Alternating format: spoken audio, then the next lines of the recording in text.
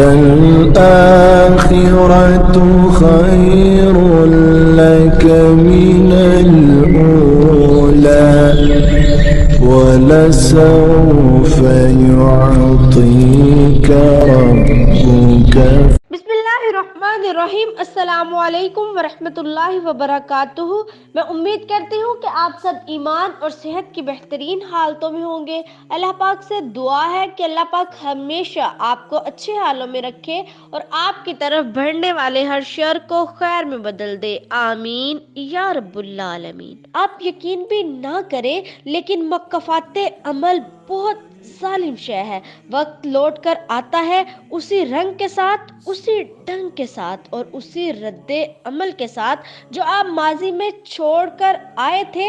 اب یا تو روزے محشر بھگتنا ہے یا پھر اسی دنیا میں، لیکن بھگتنا ضرور ہے.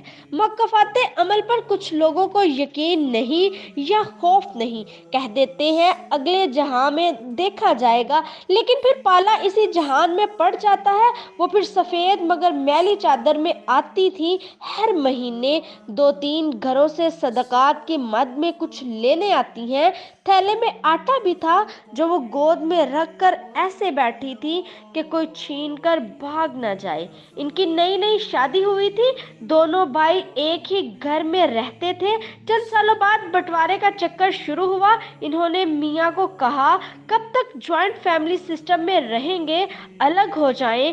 سسر پر آئے دن دباؤ ڈالنے لگے کہ جائیداد کے شرعی حصے کر کے بانٹ دیں. وہ اولاد کی باتوں میں آ گئے. گھر، دکان اور پلاٹ کو بچوں میں تقسیم کر دیا. اب اماں جی اور ابا جی بوجھ لگنے لگے تھے، کیونکہ لالچ جو پورا ہو گیا تھا. گھر بڑے بھائی کے نام ہو چکا. چھوٹے بھائی نے الگ گھر لے لیا. کچھ دن کے بعد بزرگوں سے کہا آپ رہنے کے لیے چھوٹے کے گھر چلے جائیں. وہاں گئے تو مہینے تک وہ بھی تنگ آ گئے. کہا پرائیویسی ڈسٹرب ہوتی ہے، آپ اب بڑے کے ہاں چلے جائیں.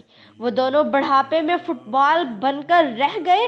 ایک وقت آیا بہو نے کھانا تک پوچھنا چھوڑ دیا. کچھ دے دیتے تو دونوں کونے میں پڑے کھا لیتے، نہیں تو 8 پہر کا روزہ. ماں جی چند دنوں میں بیمار رہ کر چل بسی. اب والد اکیلے ہو گئے. سارا دن چارپائی پہ چپ چاپ پڑے رہتے یا پھر گلی کی نکڑ پہ چھڑی پکڑے شام میں گزار دیتے. ان کے گردے خراب ہو گئے تو اولاد کے پاس ان کے علاج کے خرچ کرنے کے لیے پیسے نہیں تھے یا پھر وہ علاج کروانے کے لیے تیار نہیں تھے. والد سب جمع پونجی تو بانٹ چکے تھے، ہاتھ اب بے بسی کے سوا کچھ نہ تھا. وہ بھی اسی بیماری میں چل بسے. وقت گزرنے کے ساتھ ساتھ اولاد کی اولاد بھی بڑی ہو گئی. جو جوان ہوئی، چھوٹا بیٹا دبئی چلا گیا. بڑے بیٹے کا گھر بسا اور بچے ہو گئے. اسے کاروبار میں نقصان ہوا تو باپ سے کہا کہ آپ وراثت تقسیم کر کے کیوں نہیں دے دیتے. باپ نے شفقت پداری دکھائی. دونوں دکانیں بیچ کر حصے کر ڈالے. ذاتی مکان بھی بچوں کے نام کر دیا. بڑے بھائی نے چھوٹے کو پیسے دے کر مکان خرید لیا.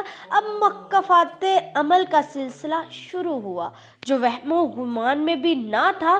گھر میں خواہ مخواہ جھگڑے شروع ہونے لگے. بہو بیٹے نے پہلے تو سرد مہری دکھائی، پھر صاف کہہ دیا کہ اپنا انتظام کر لیجئے، ہم دوسرے شہر شفٹ ہو رہے ہیں. انہوں نے اتنا بس احسان کیا کہ مکان خالی نہیں کروایا جو اب بیٹے کے نام تھا. دونوں اب اکیلے رہتے ہیں. بزرگ خاتون ہر مہینے زکوٰۃ یا صدقات کے پیسے اکٹھے کرتی ہیں اور گزر بسر ہو رہی ہے.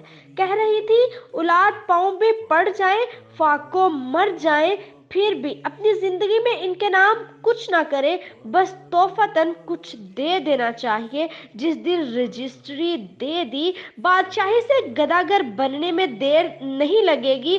وہ ہر بار یہ کہانی سناتی ہیں، پھر پلو سے آنسو صاف کرتے ہوئے ہر بار ہی کہتی ہیں تربیت میں تو کوئی کسر نہیں چھوڑی تھی. پتہ نہیں اولاد اتنی ظالم کیوں نکلی، اور مجھے لگتا ہے جو بویا تھا اس کی فصل دنیا میں ہی پک کر تیار ہو گئی ہے اور اب سوائے کاٹنے کے اور کوئی چارہ نہیں رہے گا۔ اللہ تبارک و تعالیٰ سے دعا ہے کہ اے میرے پروردگار، اے میرے پاک اللہ، کبھی ایسا رزق نہ دینا جسے ماں باپ کو دھتکار کر گھروں سے نکالنا پڑے۔ اے میرے پاک پروردگار، اے میرے پاک اللہ، اے میرے پاک رحمان، اے میرے رحیم اللہ، ہمارے حصے میں رزق کی بجائے ماں باپ کی عزت اور احترام کرنے کی توفیق عنایت فرمانا، آمین یا رب العالمین۔